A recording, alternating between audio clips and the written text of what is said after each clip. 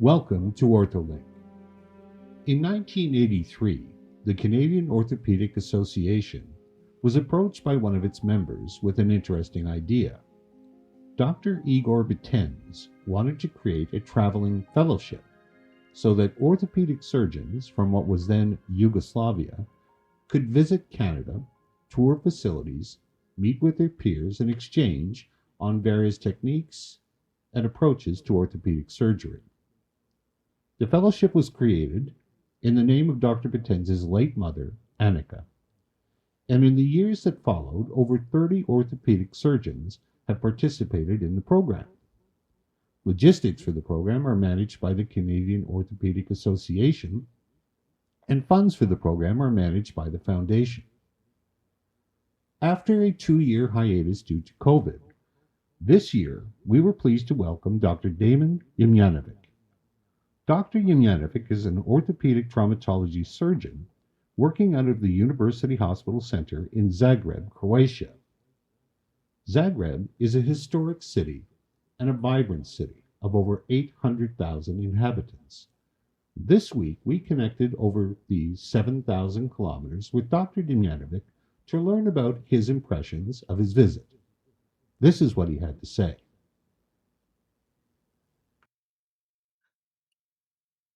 So joining us now from Zagreb, Croatia is Dr. Damjan Dimnjakovic. Good afternoon, doctor. How are you? Good afternoon, I'm fine, and good morning to you in Canada. Well, it's a great pleasure for us to have you on the program. We really appreciate you joining us. I know you're very busy, but your story is fascinating, and I can't wait to get to it. And I thought it would be interesting for people to get a bit of an understanding to begin with about kind of who you are, where you grew up, what your family is like. You're currently in Zagreb. Did you grow up in Zagreb? Where did you grow up, and what was that like? Yeah, so my name is Damjan Dimnjakovic, as you said very nicely. I'm a 37-year-old orthopedic surgeon from Zagreb. I was actually born and raised here in Zagreb. So I have 3 little kids. My family, my parents are also from Zagreb. So basically, I spent all my life here, but I also did a lot of traveling during my youth. And about growing up, it was actually nice for me. The beginning, when I started to grow up, was a bit different than for the other people because when I was 6 years old, we had war here. So we didn't have maybe all these possibilities and all the toys and all the stuff that other kids had. But I had a really nice childhood, and we actually socialized a lot more. And we grew up without a lot of things to play with, but we had each other, and it was very nice because of that. So do you have siblings? Do you have brothers and sisters? Yeah, I have an older brother. Okay. So actually, in my family, I'm a third generation of doctors. So my grandpa was an internal medicine doctor. My father was also, and I decided to go a bit differently in medicine. So I liked surgery more than internal medicine, and that's what I do now. And my brother, he's a bit older than me, and he's an engineer. He does stuff with energy and electricity and other sort of things. Yeah, so I was actually curious about that. Growing up as a young person and going through school, I was going to ask you, orthopedic medicine or becoming a physician and becoming a traumatology surgeon is not, the most common path for a young person. Was it your family's background that drove that decision, or did you have in mind that you might do something else, or did you always know that medicine was where you wanted to be? Well, actually, when I was in elementary school, I found out actually that I like medicine a lot. We started to learn something about the human body, and that was the first time I thought, like, okay, this is really cool. I could do something about this. But then in high school, I had a lot of second thoughts, and I was thinking about a dozen of things, like from economy to law to a lot of other things. So I actually did this, it's called professional orientation test in high school to see what to do with my life. I did it when I was 17. And actually, they found out that I have very good spatial orientation. And they actually suggested me to go for architecture, to study architecture. But the thing is that I'm really bad at drawing. So that's not really something you want to do if you're bad at drawing. Yeah?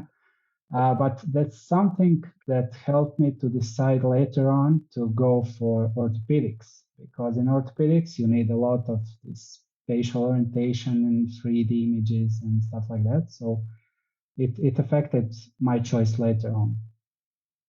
So you currently practice at the University Center in Zagreb. Yes.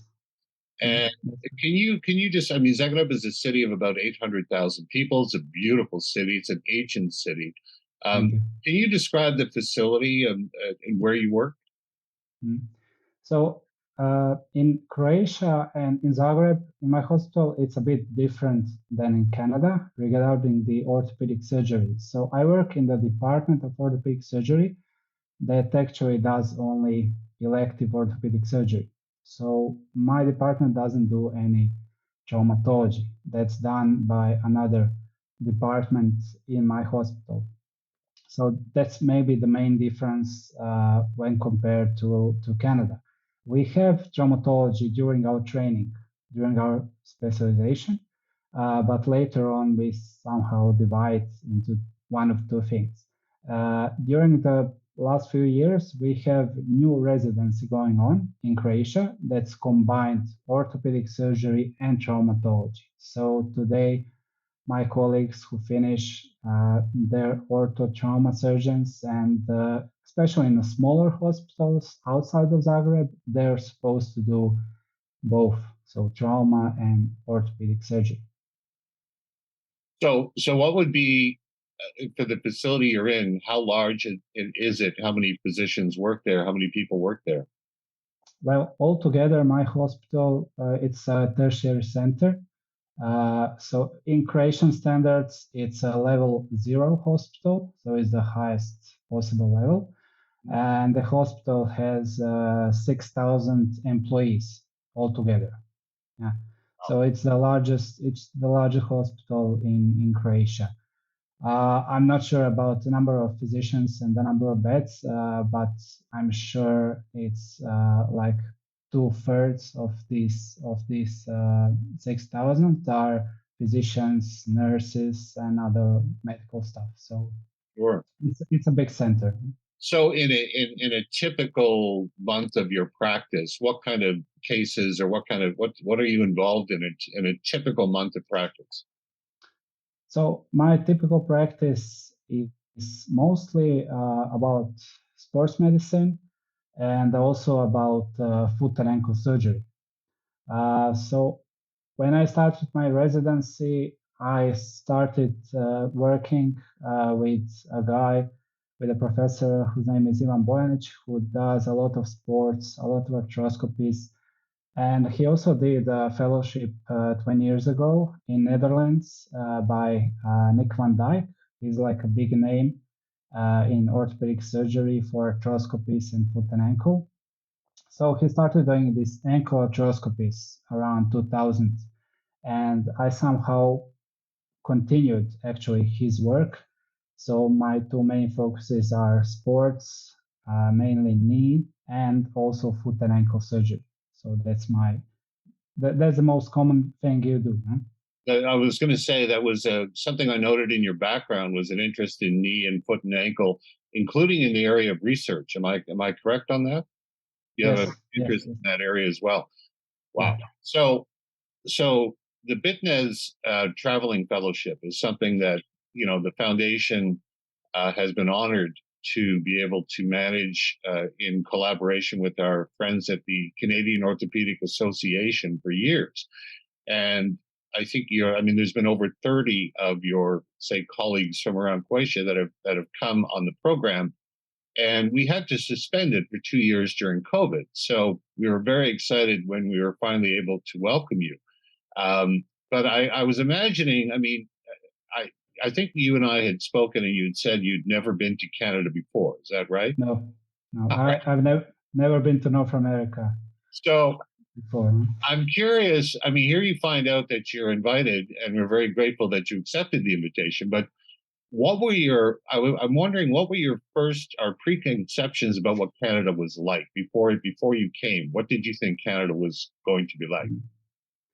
Well, I had really very good opinion about Canada because I found Canada as a very rich and wealthy country, and the standard of living in Canada is much higher than in Croatia. It's higher than in many countries in Europe. And my colleagues who went for this fellowship before me said a lot of good things about the fellowship. So I actually expected to learn a lot, to see the best in medicine in orthopedic surgery that's done on the world basis. And I actually didn't know too much about Canada. To be honest, I thought Canada is a lot more like USA regarding the health system and what I'm going to see there. And actually, when I came to Canada, I found out it's a lot different than the USA because of the public system that's really developed.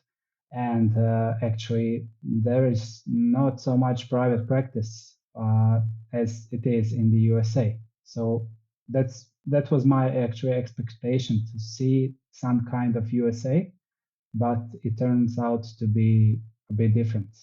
Interesting. So I'd like to get your impressions from both a personal point of view and then a professional point of view as it relates to your visit. So when you first arrived, where did you first arrive in Canada? So I first arrived in Montreal, and I was hosted by Greg Berry. He's leading orthopedic surgeon in McGill for the orthopedic department. And actually, what I also expected from Canadians is to be really nice to guests and hospitable and everything. And that was really proved many times during this 3-week fellowship. I can say only great things about people who hosted me. Like he was just invited me to his house. He made a barbecue. I had dinner with his family. It was like we know each other for 10 years, not, I didn't feel like somebody who just came to Canada. Wow, that's terrific to hear. So it was a great welcome. And just so the people who are going to be watching have an understanding, what cities did you visit? What was your route as you went across the country? So the idea of this fellowship is to visit usually 5 cities and to finish the fellowship at the COA Congress that took place in Calgary. So I finished in Calgary, and between Montreal and Calgary, I also went to Toronto, I went to Winnipeg, and I went to Edmonton. So I had this quite a big tour actually, going from east to west. And I spent most of the time in Calgary. I spent there a week. And the other cities, I spent usually 2 to 3 days. So again, from a personal perspective, as you traveled across the country, sometimes I hear from folks who have not been here before that they're kind of surprised at the size, at the geography of the country. It's kind of foreign for us who have not been to your area of the world to think that you can drive 3 hours and you would be in another country. Whereas here, it's not quite the same. What were your impressions about the country from a geography point of view? Yeah, it's definitely a huge country. I mean, in Croatia, when you drive for 2 hours, you're on the other side of the country, or you cross the border already. And in Canada, it's like normal to fly for, I don't know, 4 or 5 hours. to get to another city. That was like the main surprise for me. It's really, really huge. But also, it's interesting regarding geography that it's quite concentrated. For example, the Toronto region. The Toronto, I think the whole region is like 7 million people or even more. So it's also a lot of area, but people live on certain parts of Canada. It's also something that's interesting for me. And we'll get to the professional side, I promise, but I'm sure people are curious as to your impressions. What about the food?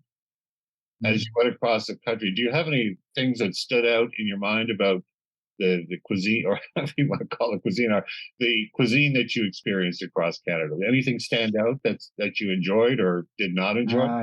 Yeah. So when I was in Montreal, uh, I was actually I met these fellows and residents that were at McGill, and they took great care of me, and they took me out to restaurants, and actually I tried some traditional Canadian food, the poutine, and what I found out is, yeah, it was good. It was good. But what I found out that actually there are so many uh, like national restaurants, like Italian or Greek or Korean or a lot of kinds, and I think most of the people prefer some kind of this national restaurants. And on the other side, when I went to West, when I went to Edmonton, and when I went to Calgary, it was mostly about the steaks. So I think for the last week, I only ate steaks every day. And it was great because each host wanted to show that their steaks are the best. So yeah, it very nice experience, So especially when I you were was. well fed during your visit. You weren't hungry. That's a good thing. No. I think I gained some weight for sure. I remember when I first went for a steak, I ordered a well done steak, and the people at the table like, oh no, you cannot order a well done steak. It's it's a crime. So I ordered medium rare, and it was very good. I enjoyed it. The last question on the personal front. When it comes, what was the most, if anything, what was the most surprising uh, personal experience for you that you did not expect, if any? Well, I mean, regarding the socialization, what I didn't experience ever before, I went for a baseball match, and it was like really a new experience because the baseball match is like it lasts for a very long time. You go and eat and drink and hang out. You can be late for an hour, and it's really totally different than soccer in Europe and in Croatia. And maybe something that surprised me, that's maybe more on a professional matter, is that in Canada there is also some lack of staff in the healthcare system. That's something I didn't expect. I mean, we have lack of health practitioners in Croatia because people go to Germany and other better countries. But I actually didn't expect this in Canada because in Canada, the nurses and the other staff, they do quite well. They have okay salaries. I think their quality of life is quite good, but still, there are not enough of them. So this is something that surprised me. Absolutely right. It's a major problem for us here in Canada. So that's a great segue into the professional side of your experience. You know, the idea behind the Bitenc Fellowship was to create bridges between Canada and Croatia and to share kind of both technical and practical aspects of orthopedics, but also to create relationships and partnerships, ideally that can endure. But overarchingly, I think it's about learning. It's about learning from each other. So, what is your professional assessment in terms of similar to the personal questions? Professionally, what was most surprising to you, other than what you talked about with respect to the nurses and et cetera? Were there anything that professionally surprised you that you were not expecting? Well, in Croatia, regarding the ankle surgeries, we don't do almost any ankle replacement surgeries. So this is something that I've seen quite a lot during the fellowship. I've seen it in Montreal, I've seen it in Calgary a lot. So this is something that was not so much expected from me, because these people, they do ankle replacement surgery like we do hip or knee replacement. It's like no big deal for them, and they do it very good. They do it fast. So I didn't expect it to be so developed. And this is also something I actually brought back, and I have this idea to in the future years to develop this as well. So this was the most interesting part regarding the professional part of the fellowship. And I'm curious, when it comes to, you mentioned hips and knees, for example. So hips and knees are done here, they're done where you are. Did you know, are there any standout differences in terms of approaches and practices, say what's done in Canada versus how it's done in Croatia? Yeah, so the biggest difference is actually after the surgery. So in Croatia, in a lot of hospitals, including mine, patients stay in a hospital for 4-5 days. In some hospitals, maybe even more. And the rehab is going okay, but it's going quite slow compared to Canada. So in Canada, there is a lot more of opioid use, of analgesics, and the people go home much faster. So I've seen, for example, in Winnipeg, in one clinic that does arthroplasties, they have this whole facility only for arthroplastists of the hip and knee, and the patients go home the same day or the other day. So that was like, wow, really surprising. And still, the people do very well, and it's very well organized. And they get the painkillers they need to get. They get anesthetics after the surgery, some kind of regional block that allows them to move the knee early on, and it's actually very well organized. So that's also something to maybe change in the future in my country. Interesting. Would you say that in terms of your entire trip, what what had the greatest impression upon you professionally? Would it be that, or would it be something else? Well, I think that would be the main thing. That and these ankle replacement surgeries. Yeah, it was really like a big deal for me, for my personal career also. Was there anything that was negative or disappointing for you? Well, no. I think that the fellowship itself is really perfectly organized, and I'm very grateful to the COA and the COF for organization. I was in contact with two persons from COA most of the time, and the day I started my travel, I knew everything: where I'm gonna go, who's gonna pick me up at the hotel, who's gonna pick me up at the airport. So I really don't have any complaints. They really do. Our friends at the COA do a tremendous job at that. So I'm glad that you were able to recognize them for that, because they do work hard to make your experience as smooth and as interesting and as safe and et cetera as possible. So all right. So you come back home. What is next? Like, what would you like to see as being next steps, having had this experience? Well, the thing I actually thought about, I met a few people in Canada that do fellowships there, and that are not Canadians. So I met a guy from Kenya. I met a guy from South Africa, and I actually started to think about maybe doing a fellowship in Canada if it will be possible, because I'm not sure if European um degrees and diplomas are accepted at the moment in Canada. So I'm at the moment just checking it out. but that's something I see as an opportunity, and that's definitely something I didn't think about before I went to Canada.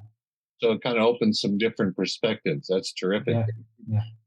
I guess last question, then I'll leave you with the last word. What would you say from all the experience, personally, professionally, was your greatest take home, your greatest takeaway? Well, I think the best thing of all is the people I met and the contacts that I have made. So I'm in contact with people from Montreal. I'm in contact with people from Calgary. Uh, they're very they decided to help me in the future if needed. So they just told me if I have some difficult cases, I can send them the X-rays, pictures, describe the case. They'll try to tell me what to do, and if ever I go to Canada, I'm sure I can invite them. And I also decided when we have a Croatian Congress, I'm going to invite them as well. It's far away, but if anybody wants to come to Croatia, I'll be more than happy to do it. I think that's wonderful. And that's the whole spirit of the Bitenc Fellowship to begin with. So you encapsulated it beautifully. So, in the tradition of the OrthoLink, we always leave the guest with the last word. Is there anything that you would like people who are going to be watching this? Oh, and I wanted to ask you, would I have your permission to include, when this piece airs, your contact information so people who would see this and maybe want to reach out to you, would you be comfortable with that? Yeah, of course. All right. No problem. So last word to you. Do you have any thoughts that you'd like to share? Well, just to thank once again the COA COF for the organization. I'd like to greet all the people that have hosted me. Maybe especially the people I haven't mentioned yet, people from Winnipeg that are maybe the proudest Canadians that I have met on the way. And also the people from Calgary that let me see some beautiful things like Banff, and I went to the rodeo with them and had this whole new life experience. So if anybody is listening who is thinking about going to Canada for a fellowship, I definitely think it's worthwhile and you can learn quite a lot. That's terrific. Dr. Damjan Dimnjakovic joins us from Zagreb, Croatia. Doctor, thank you so much again for your time. Thank you for coming to visit us. I hope that you'll come back, and we'll stay in touch. And if ever there's anything that the foundation can do to be of any assistance to you, I hope you will reach out. Thank you very much. For Dr. Dimnjakovic's contact information and to view photos related to his visit, please visit movepainfree.org. That's movepainfree.org.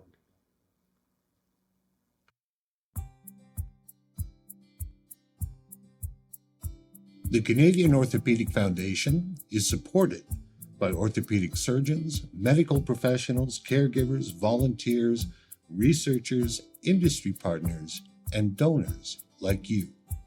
Thank you. To learn more about the foundation and how you can support our efforts, visit movepainfree.org.